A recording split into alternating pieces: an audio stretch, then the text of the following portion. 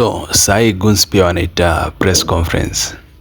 Tabochi vida. Senator Methu, hiyo mambo yako ya kuhate rais na kumtukana na kufanya nini ifanyie kule Nyandarua. Kikuja Nairobi utapatana na sisi, ukienda area nyingine utapatana na sisi, tutakutoa mbio. Ndugu wangu, nakuona sana umekuwa ukitukana rais kile ukienda, namwambia umuogopi, nasema venye matusi yote unataka kusema, lakini mimi nene nakuambia wewe ni senator tu wa pale hivyo Nyandarua. Rais ni rais wa nchi mzima, na ukiendelea kudharau rais, jua pia rais ako na vijana wake. Vile wewe ni kijana ya Gachagua, na huyu mtu mwenye unatukana kila siku, unamuonyesha madharau kila mahali ukienda ni kumtaja yeye, ndo mtu mwenye amekujenga karia yako ya kisiasa. So tafadhali, kwa heshima yako, vile unataka sisi tukuheshimu, pia wewe heshimu rais.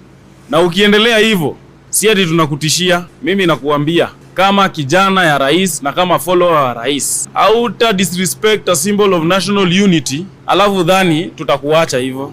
Pia sisi tutakukujia bana na tutakutoa mbio. Kama unaona unaweza sana, usitoke Nyandarua. Hiyo mambo yako ya kuhate rais na kumtukana na kufanya nini ifanyie kule Nyandarua. Kikuja Nairobi utapatana na sisi, ukienda area nyingine utapatana na sisi, tutakutoa mbio. Sasa hii mali imefika, hatuendi kuogopana. Tunakuheshimu kama kiongozi, lakini wewe uheshimu viongozi wengine, na hata sana sana uheshimu kiongozi wa taifa. Wewe ni nani bana? Na kwanza nyoa ndevu kwanza.